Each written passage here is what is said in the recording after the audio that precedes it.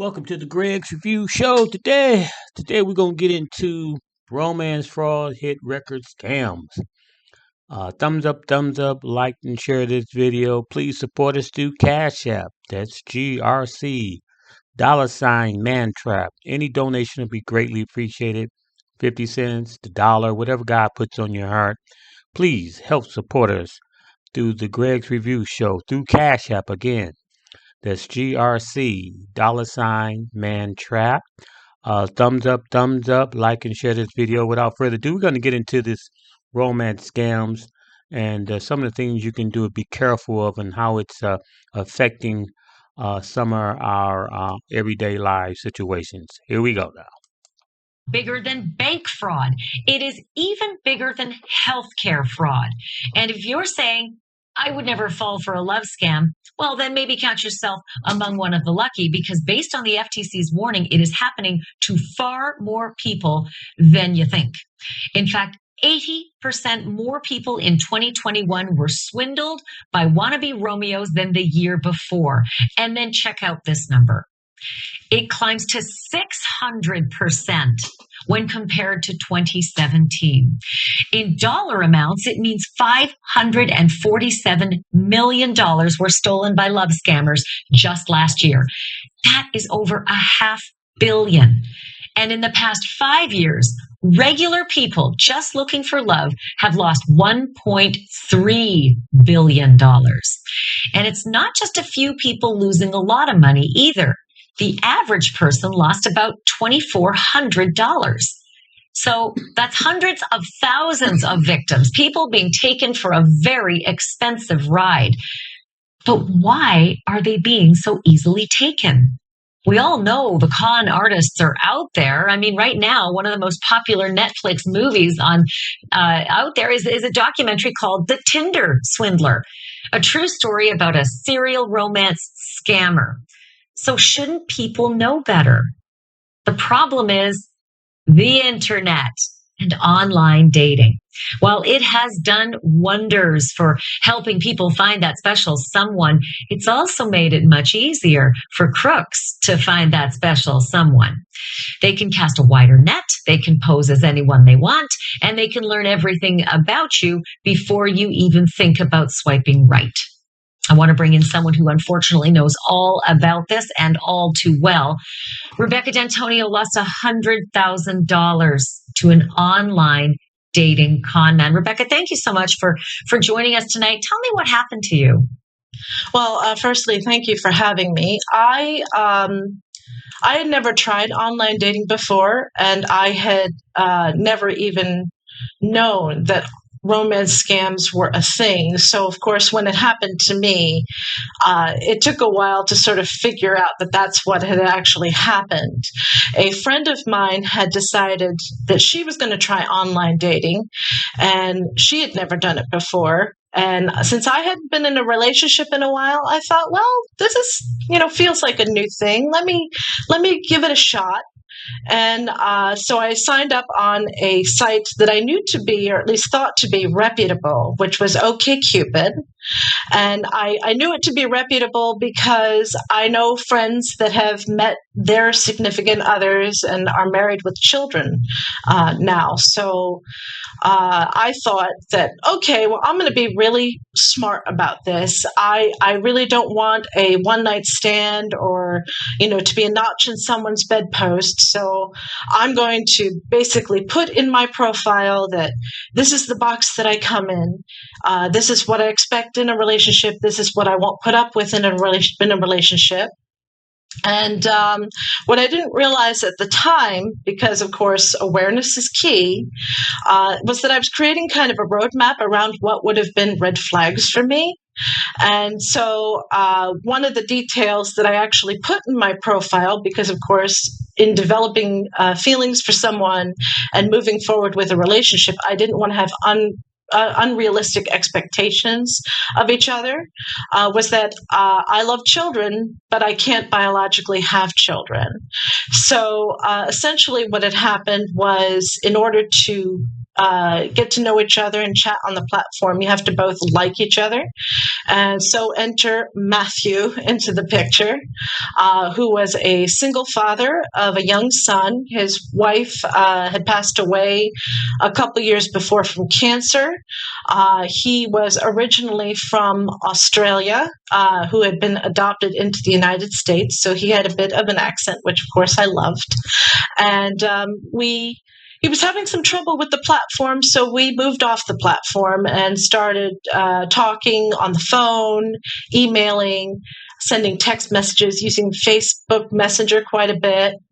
And we had really hit it off because, as I not so soon learned, actually, this scam had taken place over the course of a year, that they know what to say to disarm you. They know what to say to make you feel valued. This is their bread and butter. So they're very practiced at it. Right. And you gave them that roadmap, right, Rebecca? So he knew exactly how to push your buttons and where your vulnerabilities were. So as I understand it, they mined some photos from a New England attorney and used those photos to say, this is who I am, a nice looking guy. Yep. But the big question I think a lot of people would have is, it's totally understandable that you could fall in love. I mean, words are worth, everything. However, you'd never met him. You'd never seen him in person. And then the requests for money started coming. So how did you accommodate for that and think, yeah, this is okay? Well, we had decided that we would meet after his next business trip, which he was actually taking his son on. And he was an oil magistrate, an oil contractor. So a lot of his travel was international. Election alert. Election day is on November 5th. Who you vote for is private, but if you vote is public information. After this election, your voting record will be updated, and your friends and family will be able to look up how often you vote. So vote on or by Tuesday, November 5th. This is how to get in shape fast. This is your body. These balloons represent your internal organs, and these. And so while he was on that business trip, they looked for that hook. They looked for that, what's that thing that is going to make someone send a little bit of money? And for me, unfortunately, it was the child. He had presented me with what was, to me, a very plausible scenario, which is that the cards that he was using for his expenses had stopped working. And I had traveled internationally, and you can notify the bank 5 times that you're traveling and something like that still happened. It had happened to me. So to me, that was very plausible. And I had asked all the questions one would ask, like, gee, isn't there someone else that you could appeal to? We're very, relatively new in this relationship. We still haven't met yet in person. This is a work trip. Can't your work help you? And of course, he's an independent contractor, so that complicated matters. They have an answer for everything, don't they? He did. He had an answer for all the things. And the hook that got me was the fact that his son was with him. Was I going to be the horrible person that left a child in a bad situation? Of course. Again, pressing your buttons because he knew about your desire to have children and couldn't have them. So here's the big question.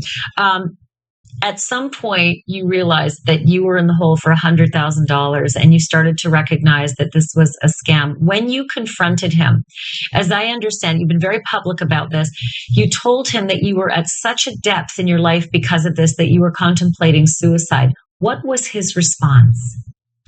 I will never forget, we were speaking on the phone. It was the last time that we spoke. And the level of indifference in his voice when he said this to me, I'll never forget it. He said, well, you have to do what you have to do. It's unbearable to think that.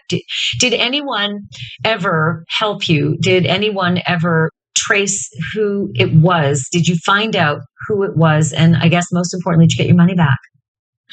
Well, I had at the time that this was all kind of wrapping up and I was entering the next phase of my nightmare, which ended up being bankruptcy.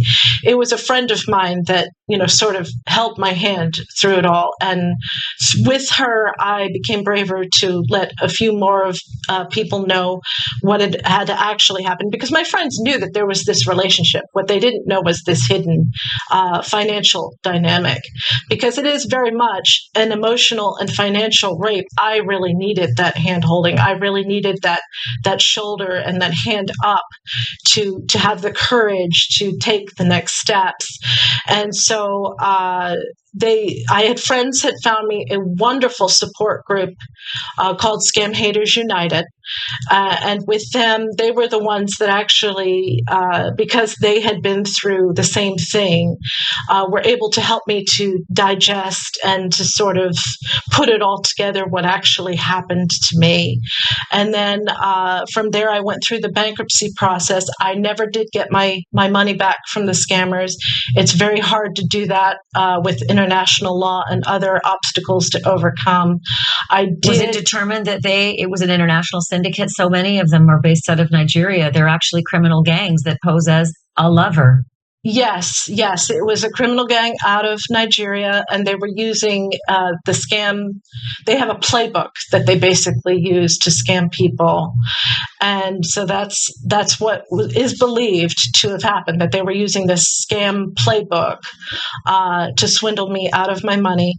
I did get money back, but it wasn't from the scammers. So Western Union and MoneyGram, which are wire and conduits, were found to be at fault by the FTC and the DOJ. And there's been class action lawsuits, and I am part of both class actions. The Western Union one is finished, and the MoneyGram one is in process. And I have there's a little. I've seen some, it's a little, right? Yeah, it's a little, but it's not that. It's not the heartache. You can never get that back. Rebecca, thank you for sharing this. I know you share this so that other people can be aware that there are real victims that can fall for this. But I really appreciate you telling your story tonight. Thank you so much. As you can see, YouTubers, you got to be careful out there of the online scammers. These guys are out here, they're swindling people out of money. As you can see, this lady lost she lost $100,000 and was swindled out of through this online dating scams. Ladies and gentlemen, please never send any money to these scammers. Never give them personal information. Never tell them where you're at, where you live at, where you work. Never give them your social security number and personal information. Never give these cats that. And most important thing, again, never give these guys any money. I don't care if it's a nickel or $2. Once you start doing that, they'll make you out of a mule and they'll start just getting money out of you constantly. Most of these guys are overseas, like she said, Nigeria, Uganda. Those are hot spots. Even over in the Asian countries, Taiwan, and a lot of these other countries, also scammers there. So again, thumbs up, like and share this video. Someone needs to hear this message about these online scammers out of there. And again, please support us through Cash App. That's GRC $mantrap. All donations would be greatly appreciated. Again, thank you again for tuning in to Greg's Review Show. Hope your day is going well. And ladies and gentlemen, please beware out there when you out there on these dating sites, because it's all sorts of people out there.